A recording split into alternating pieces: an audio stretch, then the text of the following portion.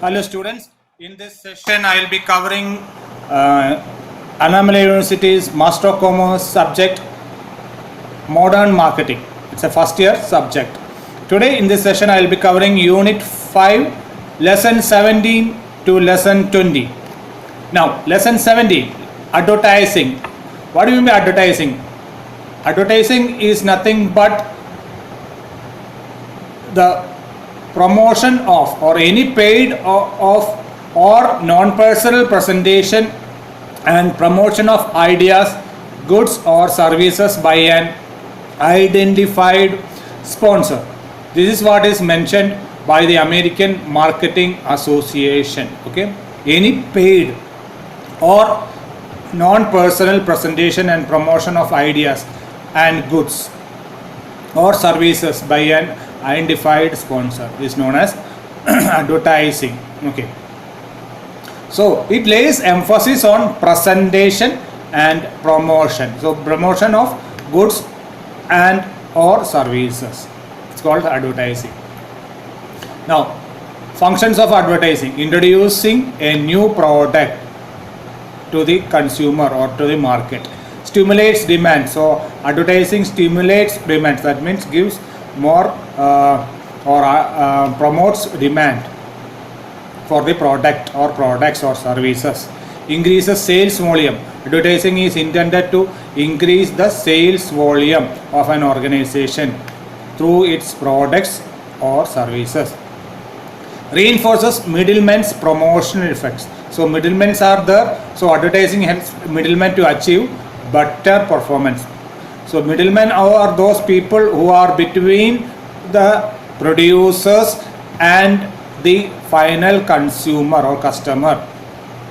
Now, so middlemen are those people who sells through the shops or distributors. Develops brand preference. Consistent advertising coupled with other selling efforts makes consumers to buy companies' products or services. Makes demarketing possible. Advertising is the prime instrument of a company's demarketing strategy. Its contribution is particularly relevant in a country like India. Miscellaneous roles. Advertising helps in cutting costs by both production and selling. When sales go up on account of advertising, there is a greater spread of overhead production cost, as a result of which unit cost, that means per item cost, goes down, that means decreases. Classification. There are various classification of press media or advertising media. Indoor advertising, press media, newspapers, magazines, radio, TV, film, these are the older ones. Okay, now outdoor advertising, mural, posters, advertising board, vehicular service, sky advertising, handbills, painted displays, electric displays, sandwich man, etc. Direct advertising, sales letters, circular letters, folders, booklets and catalogs, package inserts, store publications, etc. Now emails, all those are direct advertising. Promotional advertising, window display, interior display, showrooms, exhibitions, etc. Apart from all these, we have the latest ones: digital marketing, social media marketing, internet marketing, etc. And whatever mentioned is quite old, is not updated, so you need to be aware of digital marketing, social media marketing, internet marketing, etc. Okay, radio advertising, press advertising are the oldest ones. Then comes the television things, then outdoor advertising. Okay,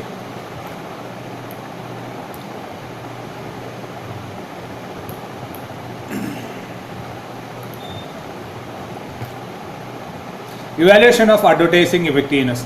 Pre-testing techniques. Pre-testing is preferred because it enables one to know how effective an advertising is likely to be before spending the budget and adopting advertising actions. So pre-testing. So before we go for a large scale advertising, the technique of pre-testing it in a few areas are done. So it's called as pre-testing. And other consumer jury, storyboard test, laboratory test, tactoscope, cyclovanometer, attitude test, post-testing techniques, recognition test, recall test, etc., attitude test, etc., are some examples of these are things covered in lesson 17. Now we will move on to lesson 18, sales management. Sales management is an integral part of marketing management. It's one part of marketing management. There are other things covered under marketing. So sales is just a one. The sales function of a business is a basic function, especially in a commercial concern, that is wholesale or retail trade. Meaning, nature and scope. Sales management has assured the position of a challenging profession. Sales management may be defined as the management of a firm's personal selling function. So, selling of product or products and or services are known as sales management. It's a day-to-day activity. It's an operational activity to bring in revenue to the firm or income to the organization. So there are a lot of sales management functions. One is administration of the activities, coordination of the activities, sales planning, selecting the sales force, training the sales force, remunerating the sales personnel or force, motivation, human relations with regard to sales force, quota setting, okay, setting quota for the sales force or each and every sales force or region wise, area wise, etc. Territory allocation regarding that, controlling the sales personnel, etc. are some of the functions of sales management. Now, qualities of a salesman, meaning of salesmanship. The American Marketing Association has defined personal selling as an oral presentation in a conversation with one or more prospective purchasers for the purpose of making sales. Classification of salesmen. There are various salesmen: manufacturer sales, wholesale salesman, retailer salesman. Okay. Qualities of a good salesman. Physical qualities. The salesman is the ambassador of the company. Physically, he must be fit. Sound health is of first necessity. The personality of a salesman will be pleasing only when he has a good health. So physical qualities should be there for a salesman. Mental qualities. The important mental traits or qualities which must be developed by a salesman to be successful are accuracy, alertness, imagination, resourcefulness, initiative, self-confidence, cheerfulness, and so on. Social traits. Some of the qualities under this category are ability of the salesman to meet the public, tact, courtesy, manners, and mannerism. Character attributes: honesty, integrity, loyalty, reliability, industriousness, etc. are some of the important character traits which a salesman must possess and develop. Then selling process starts with prospecting. This is the first step in the personal selling process. Prospecting implies locating of prospects, that means prospective buyers, okay, possible buyers, or locating the potential customers. Pre-approach. This is the second step in the sales process and starts soon after the salesman obtains the names and addresses of the prospective customer. Hereafter, the salesman prepares for the next step, that is approaching the prospects. Approach. The initial few minutes of the sales talk are known as the approach to the prospect. The purpose of the talk is to arouse and sustain the customer's attention. Presentation and demonstration. Presentation means the presentation of the product to the customer, product or service to the customer or prospect, and is closely related to the buying process. Demonstration is in personal selling is a task of proving the statements by a salesman about quality, utility, service, etc. of a product with the help of experiments, operation and test or by any other satisfactory evidence. Meeting objections. Sometimes customers raise some objections to the product. The objections or resistance may be either psychological or logical in nature. Psychological resistance relates to the interference, preference for established products or habits and traditions. A customer may be reluctant to give up the product and adopt the new product. So, logical resistance or objections may pertain to price, product, transport, payment system of the company, etc. Closing and follow-up. The main object of the salesman is to sell and hence closing the sale. It is said a poor closer is always a poor salesman.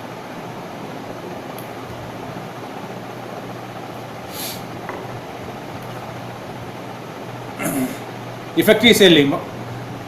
Knowledge of the company. It is essential that the salesman has an in-depth knowledge of the company in which he has been working. In a good number of cases, the potential customers make buying decisions in the background of brand name or fame earned by a particular corporation.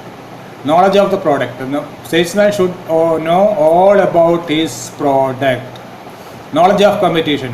It is essential that the salesman constantly studies the emerging trends in competition. So that he should know who are the competitors and what are their products, so that he can pitch his products or his company's products at a better level to the prospects or prospective customers. Knowledge of customers. To make the personal selling effective, it is also essential that the salesman must have adequate knowledge about the customers by asking various questions, personal questions regarding, not too personal, but some information from the customers regarding his age, qualifications, income, annual income, etc. Job, etc. Knowledge of selling process. The various stages of personal selling process have already been discussed earlier. The salesman should know the details of prospecting, pre-approach, approach, etc. Know yourself. Last but not the least, essential requisite for successful selling is knowledge of self. To make the selling process effective, it is essential that a salesman evaluates his own process or his own performance. So these are the things covered in lesson 18. You may get a question regarding sales management, functions of sales manager, and what are the functions of effective selling, requirements of effective selling, etc. from this lesson 18. Now to lesson 19,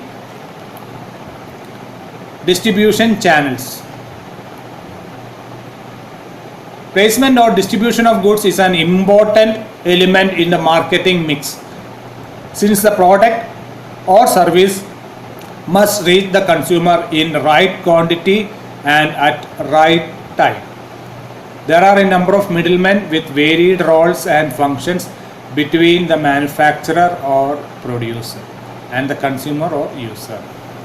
Meaning and importance of distribution channels. Large scale production of day-to-day has necessitated the use of different channels of distribution or marketing channel. Richard M. Clever states a channel is the pipeline through which a product flows on its way to the ultimate customer. So it's a physical distribution of goods and or services through the distribution channel.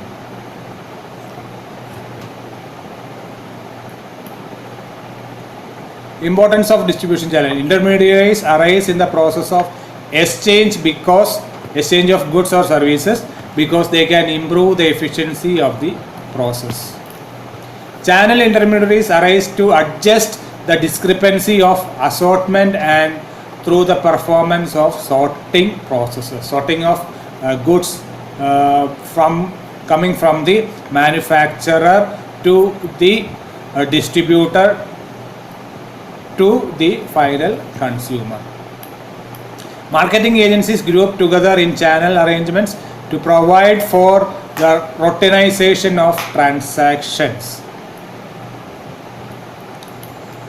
Channel facilitate the searching process. There is a double search for each other by both buyers and sellers in marketplace.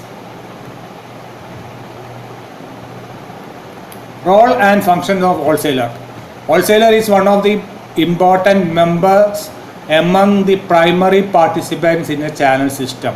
Wholesaler is commonly defined as an intermediary who sells to other intermediaries, usually to retailers. Wholesalers are defined as all establishment or places of business engaged in selling merchandise to retailers, industrial, commercial and institutional users or to other users. There are various classification of wholesalers available. Now to functions. Market coverage function. The wholesalers covers the entire market or entire geographical area. Sales contact function. The cost to cover the spread over market by sales force will be prohibitive. So by using wholesalers to cover a substantial portion of the market, manufacturers are able to reduce significantly the cost of outside sales contact. Inventory holding function. Wholesalers are the inventory holding areas for the manufacturer, so that the manufacturer can reduce the cost of holding large inventories. Market information function. The wholesalers are quite close to the market, so that they will get the correct market information. Product availability function. Once the manufacturer passes on the products to the wholesalers, wholesalers are making sure that products are available to the customers through retailers. Credit and finance function. Wholesaler provide their customer with financial assistance by extending open account credit on products sold. Role and functions of retailers. Retailers are those persons who takes goods from the wholesalers and sell it to the final customer or final consumer, so that they have close proximity to the customers. They are very near to the final customer or consumer. Local monopoly. Retailing is highly distributed and spread over activities, so they have got a local location wherein the products can be sold. Customer franchise. Related to local monopoly is the concept of retail customer franchise. The capabilities of a retailer to develop a large customer franchise and being trusted by consumers have included private label merchandise. So private label merchandise is nothing but Bata is one such area, or Reliance Fresh, Big Bazaar, all are all local franchisee, customer franchisee.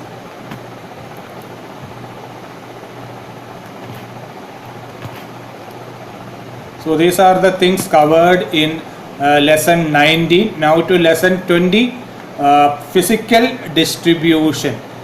Physical distribution is nothing but the distribution of products from the manufacturer to the next intermediary.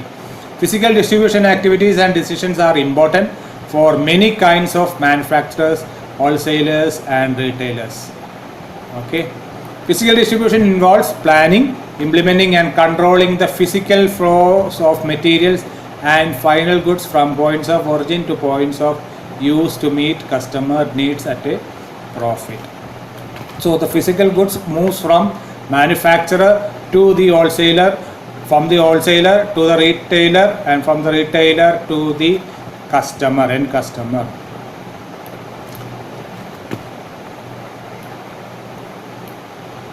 Components of physical distribution system, PDS.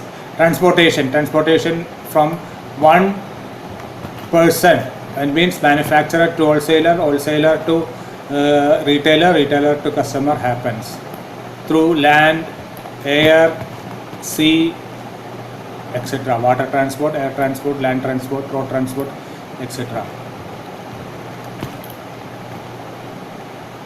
Inventory management. Inventory refers to all kinds of materials, component, parts, supplies, in-process goods and finished goods available with a firm. A firm cannot succeed in maximizing customer satisfaction without effective management of inventory. So inventory management is highly essential. Whenever a customer asks for a product, the organization should be able to supply it.